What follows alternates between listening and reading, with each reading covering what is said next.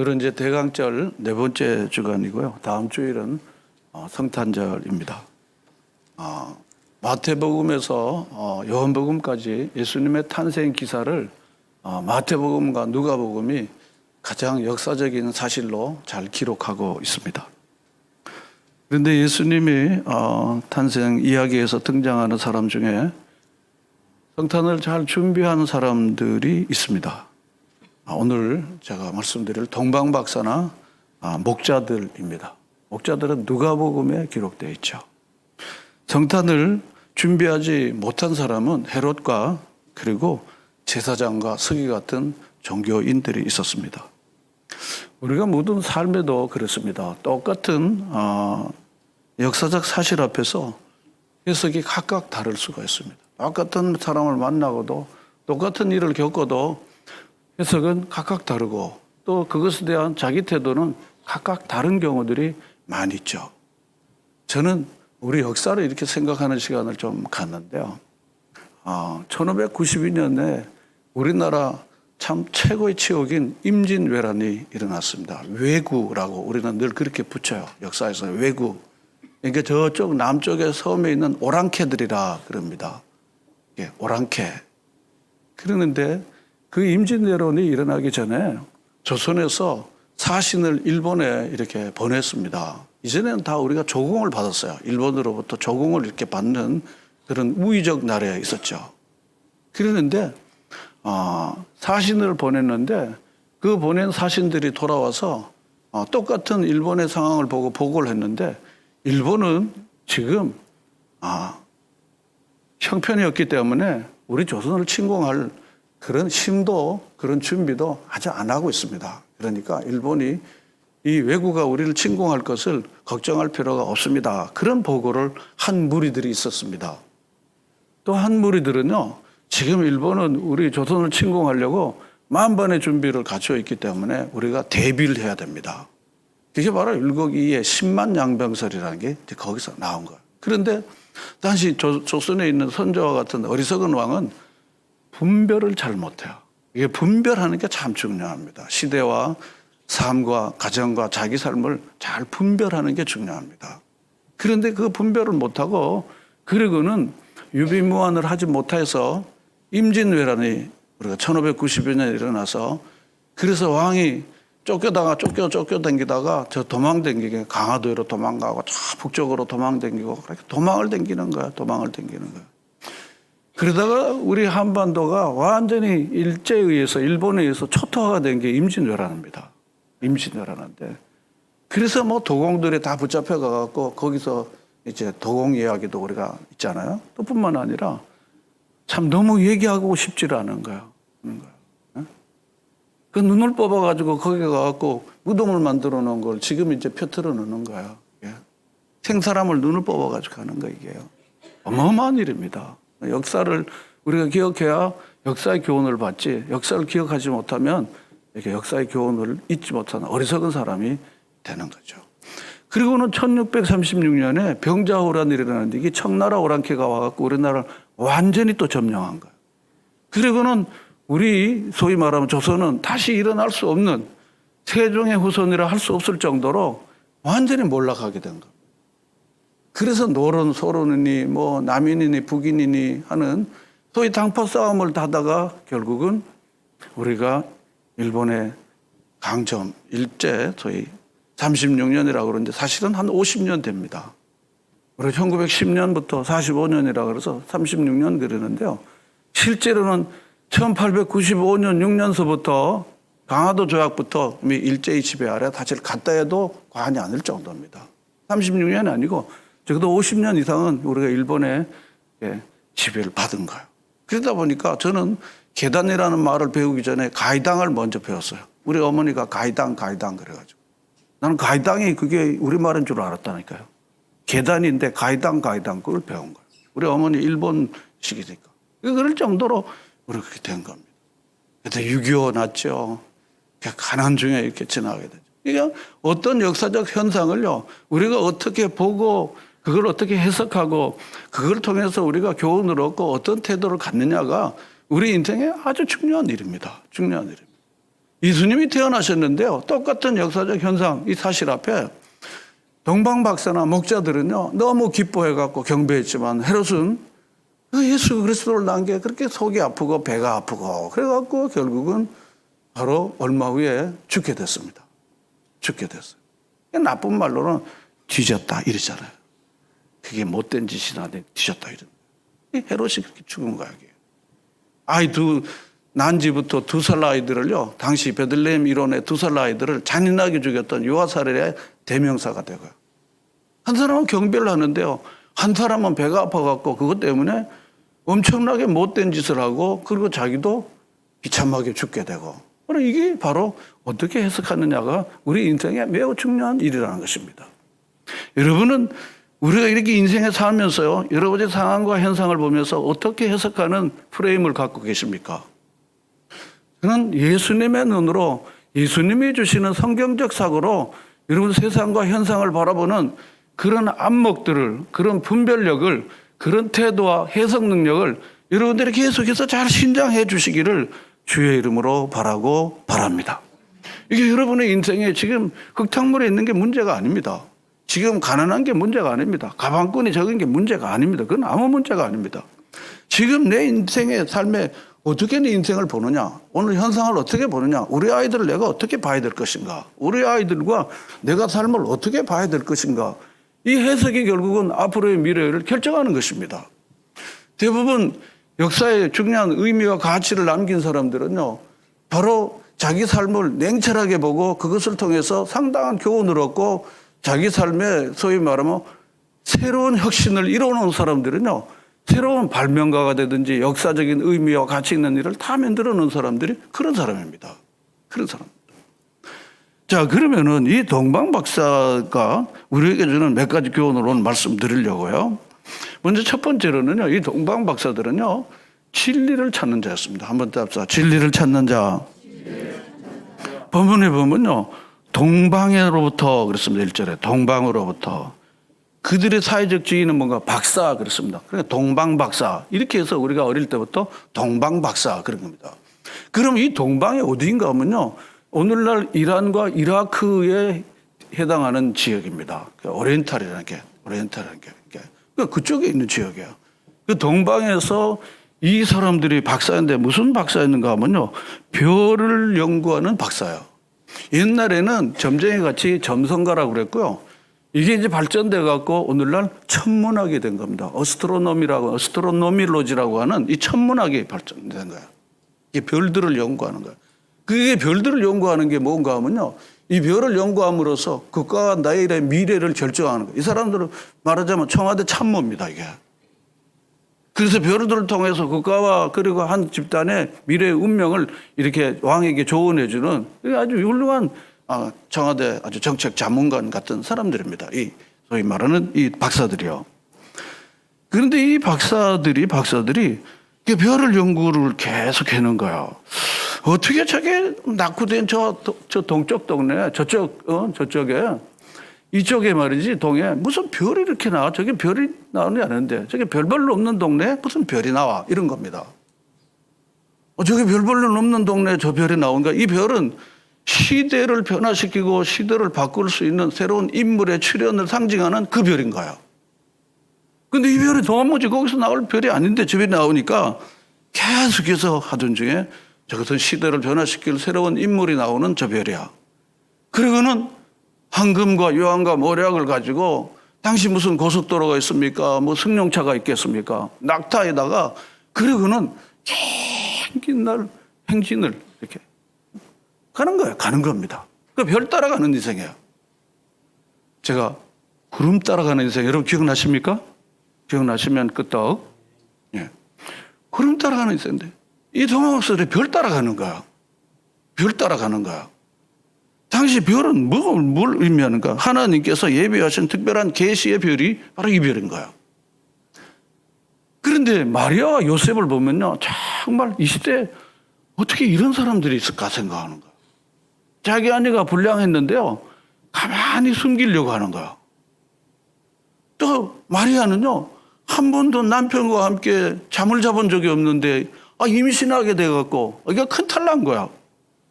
그런데 주의 사자와 주의 천사가 나와갖고요. 두려워하지 마라. 네 아내 데려오기를 두려워하지 마라. 성령으로 잉태된 거다. 이게 뭡니까? 성령으로 나타난 주의 천사들의 계시를 듣고는요. 다 모두 요셉도 아멘, 마리아도 아멘이 된 거예요. 그리고 동방박사는 이교도인데요. 이교도인데 별을 따라서 쭉 행진하면서 그러고 나아가게 된 거예요. 진리를 찾는 일을 위하여 이 동방박사들은요. 시간과 수고와 노력을 다 한 것입니다. 저는 오늘날 돈 중심의 사회인데 돈을 찾는 노력만큼이나 저는 진리를 찾는 수고를 적어도 하나님의 자녀들은 하나님을 알고 그의 은혜를 누리는 일에 그 일에도 시간을 좀 들이고 애를 써야 된다는 것입니다. 이 길을 지나면서요. 왜 하나님은 의로운 자들이 고난당하는 것을 그렇게 방심하십니까? 욥처럼 의인이 없는데 동방의 의인인데 여기 왜 이렇게 어려움을 당해요? 불의한 사람이 큰 어려움과 재난을 당하는데 왜 의로운 사람이 고난을 당하십니까? 이런 의문을 가질 수 있지 않겠습니까?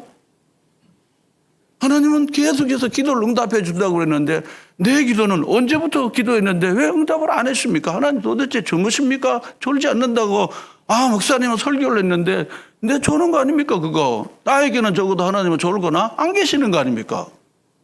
내가 교회를 이만큼 다녔는데 왜 나는 계속해서 이 자리에 있어야 됩니까? 여러분 이런 의문을 던지면서 나가야 되지 않을까요?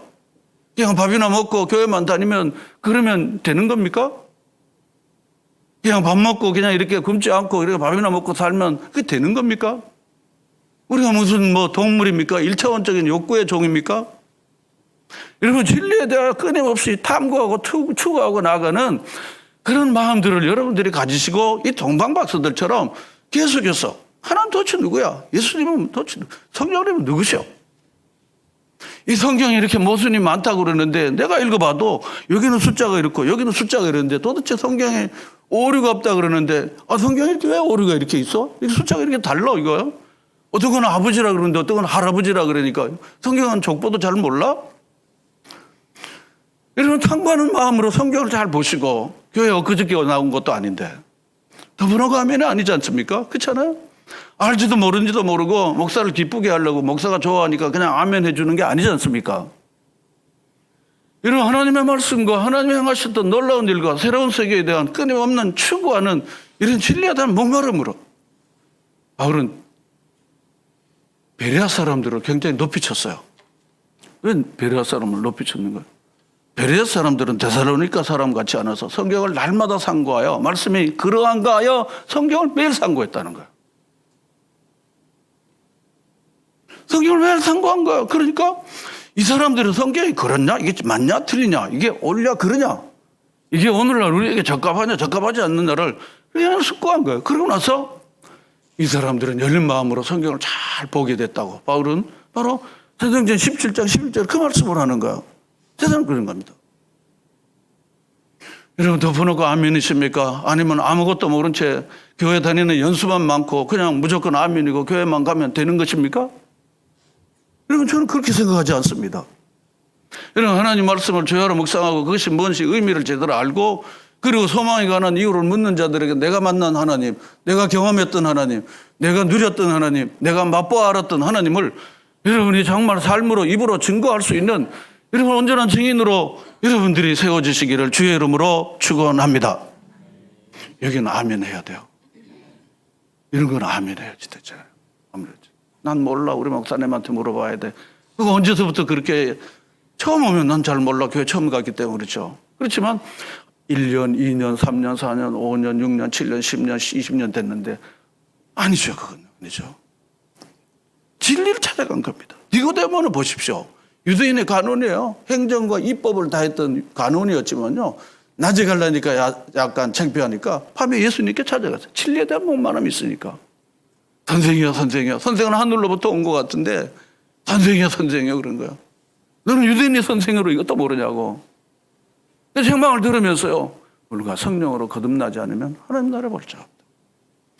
바로 니고데모는 그 진리의 신 바로 예수 그리스도를 알고 참 진리를 알고 당시에는 그냥 같지만요. 훗날 요한복음 20장에 보면요. 예수님의 마지막 시신 앞에 향유를 부었더니가 바로 니고데모 아닙니까? 이런 진리를 계속해서 추구하고 그 진리를 발견하는 기쁨을 여러분들이 동방박사들처럼 다 누리시는 여러분들이 되시기를 바랍니다. 그게 삶의 보람이에요. 밥 먹는 보람으로 사는 게 아닙니다. 어디 가서 뭔 밥을 먹어도 문제가 없습니다. 먹으면 되는 거 아닙니까? 쓰러지지 않을 정도로 먹기만 하면 되는 거 아니겠습니까? 진리를 알아가는, 뭔가 새로운 지식을 알고 새로운 것들을 아는 그런 통쾌함. 아싸, 내가 이걸 알았다고, 내가 이걸 깨달았다고, 이걸 여러분들이 발견하는 이 쾌감을 누리면서 살아가는 사랑하는 효자 성도들이 되시기를 바랍니다. 두 번째로 별의 인도를 받은 거예요. 주의 천사의 인도를 받은 거예요. 성경 66권이 정경화되기 이전에는요, 하나님은 꿈으로, 계시로, 꿈으로, 환상으로, 천사로 계속해서 말씀하신 거예요. 구약에 특별히 부임이 많아요. 예수님 당시에도 성경이 이미 완전히 완성된 성경 없는 거예요. AD 4세기에 와서 성경 66권이 정경화된 거예요. 이제는 적어도 모세 오경, 창세기부터 바로 이 모세 오경만 그것도 파피루스로 되어 있는 거예요. 그럴 때 하나님께서 직접 말씀하시려고 할 때 바로 꿈이나 환상이나 이런 별들이나 이렇게 하는 겁니다. 하나님 계속해서 이렇게 한지 주시는 것입니다. 주시는 겁니다. 사실은 인간은요, 다른 동물과는 달리 위를 바라보는 존재입니다. 그래서 하나님은 우리에게 사후의 삶도 생각하게 만들고 위를 바라보도록 우리를 인간이 그렇게 만들어 놓은 겁니다. 여기서 그냥 먹고 마시고 찌지고 먹고 이렇게 살도록 하나님이 우리를 만드신 게 아닙니다. 물론 그렇게 하는 거지만. 그래서 인간을 안드로포스라고 하는 헬라어 말이 있는데요. 이 안드로포스라고 하는 말은 위를 바라보는 존재다, 그런 뜻입니다. 한번 따라합시다. 위를 바라보는 존재. 인간은 위를 바라보는 존재. 위라는 게 뭐 천정 바라보고 이거 하는 게 아니잖아요. 저 하늘 이렇게 하늘 이렇게 바라보는 거, 하늘이 맑다 이거만 자연으로서 하늘만 바라보는 존재가 아니죠. 영원한 세계 위에 계신 하나님을 의미하는 것입니다. 그런데 오늘 본문에 보면요, 헤롯은 자기 욕망과 권력 의지와 감정의 인도를 따라간 거야. 백성들은, 이 동방박사는 하나님이 보내신 이 별을 통해서 자기의 길을 그렇게 갈 수 있었던 거야. 하나님의 지시와 인도를 받아서 산 겁니다. 여러분, 누구의 인도를 받습니까? 누가 여러분들의 삶을 이끌어 가십니까? 무슨 동기를 가지고, 무슨 목적을 가지고, 누구의 동기를 받아가지고 여러분은 사십니까? 친구의 요청에 의해서 여러분 사십니까? 아니면 시대의 유행을 쫓아서 사십니까? 여기 동방박사들이나 마리아나 요셉은요, 하나님의 계시의 인도를 받은 거야. 주의 천사, 별들의 인도를 받은 거야. 꿈의 인도를 받은 거야. 위에 하나님이 주시는 걸 받는 겁니다. 여러분, 매일매일마다 하나님이 하늘에서 내리시는 신령한 양식들, 계시와 그 음성과 말씀을 듣고 여러분들이 매일매일 그 대연한 삶이 아닌 하나님의 자녀로서 삶을 여러분 매일매일 살아가시기를 축원합니다. 이 세상에서 들을 걸 다 듣고 알 걸 여러분 다 아십니다. 이게 우리에게 다 박사를 다 만들어냈지 않습니까? 중국은 지금 이렇게 돌아간다고, 아프리카에는 지금 이렇게 돌아간다고, 미국은 지금 이렇게 돌아간다고, 모르는 사람이 어디 있습니까? 이거 다 지금 성경 이상으로 다 이거 지고 다 지내는데요. 지금 필요로 하는 것은 세상의 지식을 하나 더 알고 덜 아는 게 그게 중요한 게 아니라고 저는 생각합니다. 월드컵에 누가 이겼다 저겼다 그게 우리를 구원하는 것입니까? 그냥 지식일 뿐이에요. 그냥 하나의 정보일 뿐입니다. 하나님이 주시는 계시의 말씀, 여러분의 인생을 이끌어가는 이 계시의 말씀을 동방박사들이, 마리아와 요셉 같은 이들이 받으신 것처럼 여러분들이 매일매일 그 계시의 말씀을 받아서 매일매일 살아가시는 여러분 되시기를 바랍니다. 그래서 광야의 백성은 구름 따라 사는 인생이었고, 여기 동방박사는 뭐 따라가는 인생입니까? 별 따라 사는, 오늘은 말씀과 성령 따라가는 인생입니다. 그걸 받지 못하면요, 어딜 갈까, 뭘 할까, 오늘은 뭐 하지? 이 사람이라는 게 있는 게 시간인 사람은 더한 겁니다, 이게. 하나님의 계시를 받는 사람, 오늘 내가 만날 사람, 내가 해야 할 사람, 내가 해야 할 일, 내가 해야 할 일이 하나님이 이미 다 알려주시기 때문에 갈팡질팡할 일이 없지 않겠습니까? 세 번째로는요, 예수님께서는 만민으로부터 경배들을 받으셔야 할 분이라는 것을 이 동방 박사들이 우리에게 보여주는 거예요. 예수님께서는 이스라엘에 천대받는 목자들로부터 경배를 받으셨고, 또한 이스라엘로부터 동쪽 먼 이방 나라의 박사들로부터 경배를 받으셨습니다. 지역적으로는 이스라엘 예수님이 태어나신 그곳에서 경배를 받으셨지만요, 당시 이교도 지역이었던 동방에서 있는 박사들로부터 경배를 받으신 겁니다. 천한 사람들로부터 경배를 받으셨지만요, 높은 사람들로부터 경배를 받으신 거예요. 이게 바로 마태복음과 누가복음이 우리에게 주는, 예수님은 바로 우리의 경배의 대상이라는 것을, 경배를 받으실 분이라시는 것을 우리에게 보여주는 거예요. 연범상장의 니고데모 같은 높은 사람도 예수님이 필요로 했고요. 아주 고결하고 학문이 있고 정직하고 그리고 젠틀한 이 니고데모도 예수님이 필요한 거예요. 요한복음 4장에 아주 누추하고 더럽고 불량하고 그리고 도덕한 이 여인도 예수님이 필요한 것입니다. 니고데모도 예수님 만나 만족했지만 바로 이 불량한 여인도, 우물가의 이 여인도 예수님을 만족한 것입니다. 여러분의 삶의 진정한 만족이 어디에 있습니까? 예수님이 여러분의 모든 필요를 채워주고 여러분에게 진정한 만족을 주시는 분이라는 확신을 여러분들이 가지고 계십니까? 제가 오늘 말씀드릴게요. 주님을 경배하십시오. 주님을 경배하면 여러분 허전하지 않을 겁니다. 주님을 찬양하면 여러분의 마음속에 진정한 참된 평안과 참된 위안이 매일매일 가득 차게 될 줄로 믿습니다. 주님을 더 경배하십시오. 그래서 이 동방 박사들은요, 본문 2절 말씀을 보겠습니다. 다 같이 읽겠습니다.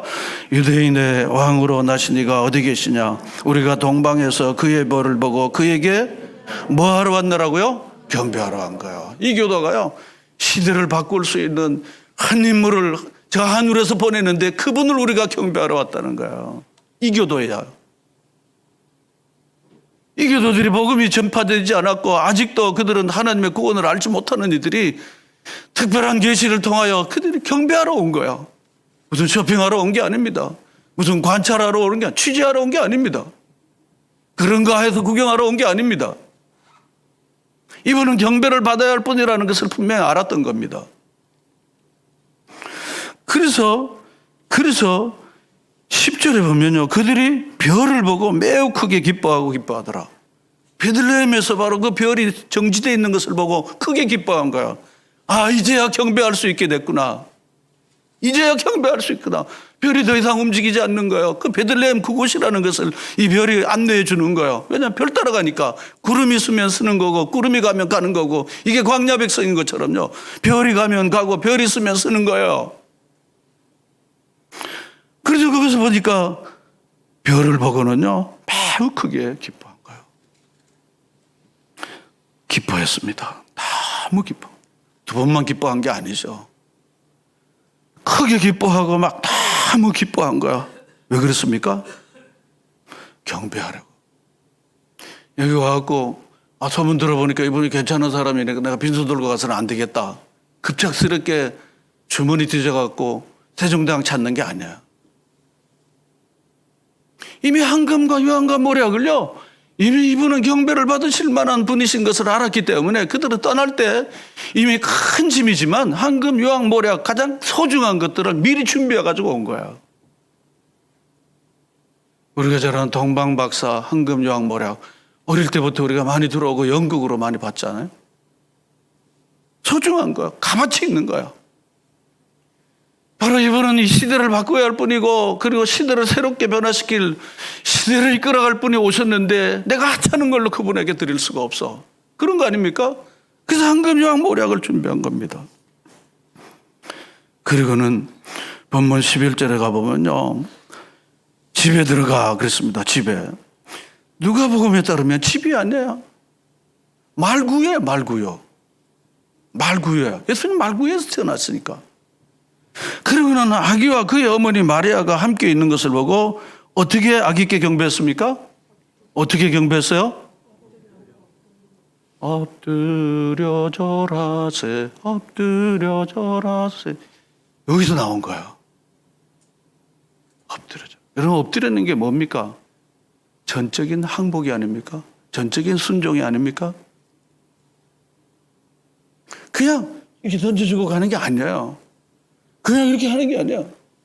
제가 헌금할 때 왼손으로, 아이들 어릴 때 왼손으로 하지 마라. 정중하게 주께 바쳐야 된다. 요즘 그렇게 안 되지만 무릎을 꿇고 바쳐야 된다. 가톨릭 교회는, 그리스 정교회는 형식이 살아있는 데는 그렇게 하죠. 헌금 바구니 아이들도 이렇게 들고 다니지 마라. 하나님 앞에 올려드린 거니까. 여러분 다 어릴 때 그 교육 받지 않았습니까? 이렇게 받지 않았어요? 일부러 가서 바쁘던 걸 준비해갖고 딱 정리해갖고 저는 봤어요. 그렇게 하지. 갑자기 뭐 이렇게 뭐 하다 남은 거 누구 하니까 따라 이런 거 아니죠. 그 엎드려갖고 어떻게 합니까? 아기께 목적대로 뭐 했습니까? 경배한 것. 쓰다 남은 거 하찮은 거 드린 게 아닙니다. 황금요왕모략을 드린 것입니다. 자, 여러분들에게 다시 질문합니다. 여러분 누구를 경배하십니까? 여러분 인생에 누구를 경배하십니까? 여러분 인생에 경배받을 왕은 누구이십니까? 저는 놀라운 건 아니지만요. 많은 사람들이 발견한 거지만요. 하나님의 아들 예수 그리스도를 경배하는 것이야말로 우리 인간의 최고의 존엄이라는 것을 저는 알게 됐어요. 사람들은 굉장히 존엄하기를 원해요. 존중이 여김 받기를 원해요. 천대 받고 멸시받고 조롱받기를 원치 않아요.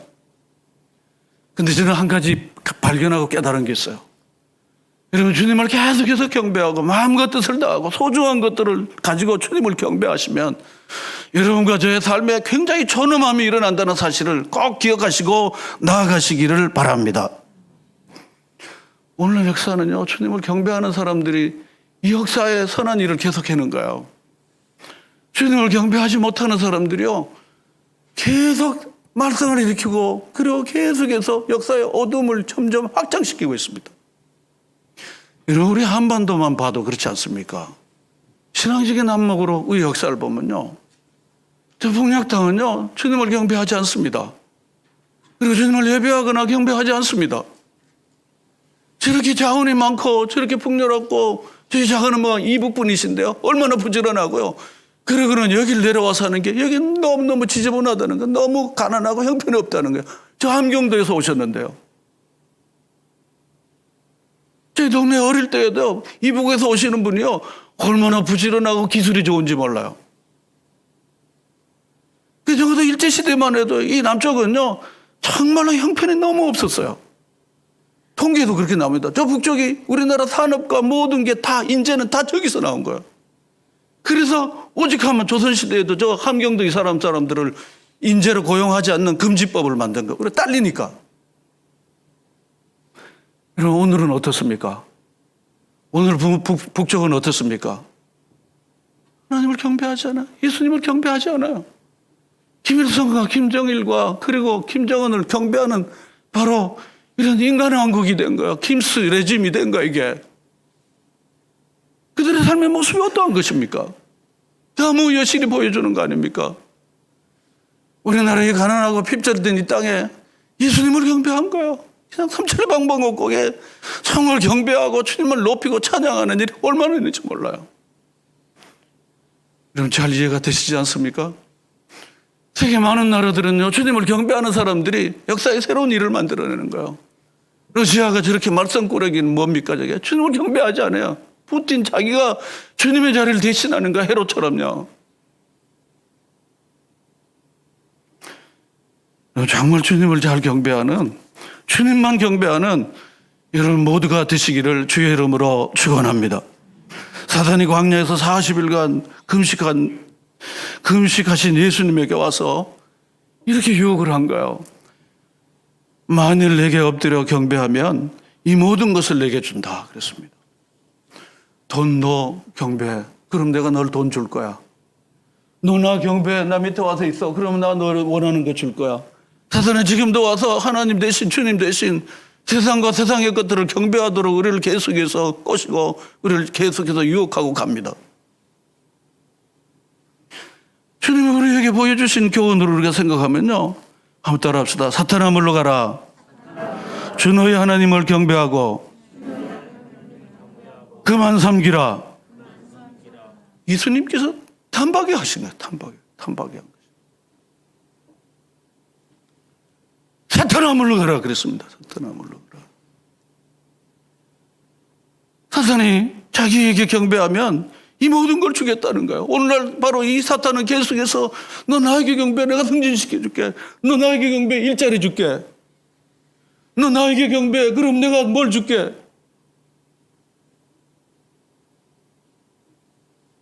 주님만 경배하십시오. 제가 자주 말씀드리지 않아요? 여러분, 땅만 바라보는 사람은요, 땅도 없고 허접한 인생을 사는 거예요. 근데 하나님을 바라보고 하나님의 뜻대로 별 따라 구름 따라가는 인생은요, 하늘도 땅도 없는 거예요. 여러분, 이 사실을 이해가 되십니까? 여러분, 마음 깊은 곳에 이해가 되시기를 바라요. 그리고 여러분의 삶이 그렇게 살게 되기를 저는 바라요. 저는 적어도 우리 효자의 성도들이 허접한 인생을 살게 되는 걸 원치 않아요. 제가 그렇게 살기를 원하지 않는 것처럼 여러분도 그렇게 되기를 저는 원하지 않아요. 아이들 하나하나라도. 근데 오늘 많은 사람들은요, 주님을 경배하는 것 대신 세상을 경배하는 나머지 세상은 지금 이렇게 되는 거예요. 이렇게 되는 겁니다. 여러분이 오직 주님만을 잘 경배하십시오. 주님을 잘 높이십시오. 오직 하나님만 경배하시는 것입니다. 제가 질문을 던져볼게요. 나는 과연 예수님을 경배하고 있는가? 나의 삶은 진정 예수님을 경배하는 삶인가? 나의 신앙생활은 예수님에 관해 듣고 예수님에 관해 연구하고 예수님에 관해 논쟁하고 예수님 덕분에 재미보고 출세하고 새도 부리고 있는 것인지, 정말 예수님을 경배하고 있지 않는 것이 아닌지, 나는 정말 예수님 앞에 완전히 엎드려 그리고 나아가는 건지, 아직도 주님 앞에서 내 자아가 살아 꿈틀거리고 있고 내 욕심, 내 주장, 내 고집, 내 성질 다 빳빳하게 살아있는 것은 아닌지, 이 문제 앞에 우리가 서는 것입니다. 나는 과연 나의 욕심을, 나의 모든 것을 다 바쳐 주님을 경배하는지, 나는 주님께 나의 삶의 황금 유황 모략을 드리고 있는가, 아니면 주님께는 적당히 바치고 정말 크고 좋은 것은 나만을 위해 아끼며 살지는 않는지, 저는 이런 질문을 끊임없이 우리가 던지고 이 질문 앞에 우리가 대면해야 된다고 생각하는 것입니다. 어정쩡하게 구경꾼으로 왔다 갔다 하면 10년, 20년, 30년 예수님 믿었지만 내 안에 계신 예수는 없어요. 예수님은 나의 부하이고 내 종일 뿐이고 내가 아쉬울 때 도와주는 종일 뿐이지, 주님을 진정으로 엎드려 경배하는 일을 해본 적이 없게 된다는 거예요. 여러분 인생의 진정한 왕이 누구십니까? 여러분 인생의 진정한 정말 경배하실 분이 주님이십니까? 동방박사는요, 그렇게 주님을 잘 경배해서 이름도 성도 모르고 아무도 모르는 이 동방박사들을 지금 다시 우리가 되뇌이면서 이분의 길을 가십시다라고, 지금 2000년이 지났지만 이분을 지금 기억하는 거예요. 헤롯은 뭐였습니까? 날 경배해, 날 경배해. 내가 만든 이걸 다 경배해. 헤롯의 가문들을요, 제가 오후 시간에 헤롯 가문에 대해서 지금 다 얘기를 할 텐데요, 가는 데마다 나쁜 짓만 했어요. 세례 요한을 먹다라 죽인 이가 바로 이 헤롯의 이 후손이에요. 그는 2년마다 벼랑을 맞아 죽은 거예요. 이게 바로 헤롯의 삶인 것입니다. 나를 경배하라고 자기 욕망을 위해서 살았던 삶의 모습인 것입니다. 이런 제3의 선택이란 거 없습니다. 중립도 없습니다. 예수님을 바르게 온전히 경배하지 않는 삶은 결국 주님께 등을 돌리는 것입니다. 주님을 완전히 경배를 받으시기에 합당하신 분입니다. 하늘과 땅을 지으시고 자기 아들을 우리에게 주시고, 또 뿐만 아니라 우리를 위하여 자기 목숨을 주시고, 우리로 하여금 이 땅에서 영원한 세계를 바라보며 이 땅의 모든 삶의 문제를 해결해 주신 이 주님은 우리의 경배를 받기에 합당하신 분이십니다. 그리고 가치 있는 일에게 가치 있는 존재에 대하여 경배하는 것, 얼마나 가치 있는 일입니까? 주님 우리의 경배를 받기에 당연하고 마땅한 것입니다. 그러므로 이번 성탄이 여러분들이 주님을 정말로 경배하고 마음으로 주님을 진심으로 모시고, 그러고는 기쁘다. 누구 오셨네요? 구주 오셨네. 이렇게 고백하는 이런 성도 여러분들이 다 되시기를 주의 이름으로 축원합니다. 해피 할리데이가 아니에요. 그것은 주님을 제대로 알지 못하는 사람들이 공휴일로 빨간 날로 해피 할리데이, 아주 행복한 공휴일이에요. 할리데이예요. 노는 거예요. 쉬시는 날이에요. 해피 크리스마스. 주님 오신 날입니다. 여러분, 주님을 정말로 진심으로 영접하고 그 주님이 주시는 참된 평안, 참된 은혜를 계속 누리면서 나와 내 집은 주님만 뭐 한다고요? 경배하겠다. 이런 고백들이 여러분 마음속에 가득 차서, 그래서 여러분 자손 만대에 이르기까지, 자손들에 이르기까지 다 주님을 경배할므로 존엄하고, 그리고 품격 있고, 그리고 의미 있고, 보람 있고, 행복한 모든 삶을 사는 사랑하는 모든 성도들이 되시기를 주의 이름으로 축복합니다. 다 같이 기도하겠습니다. 오늘 기도할 때 나는 과연 진리를 향하여 추구자로, 탐구자로 늘 살아가는지, 나는 누구의 인도를 받는지 생각합시다. 구름 따라가는 인생, 별 따라가는 인생인지, 세상 쫓아서 사는 인생인지, 나는 위를 바라보고 하나님의 주시는 말씀과 성령의 감동으로 매일매일 살아가는 것인지, 나는 주님만 경배하는 것인지, 아니면 사람의 눈치나 보고 사는 것인지, 사람들의 비유나 맞추고 사는 것인지, 나는 누구를 경배하는지, 주님만 정말로 경배하는 나와 내 가정과 내 인생이 되게 해달라고 우리 시간에 다 같이 합심해서 기도하겠습니다. 할렐루야. 좋으신 하나님 아버지 찬양합니다. 감사합니다. 주님 감사합니다. 찬양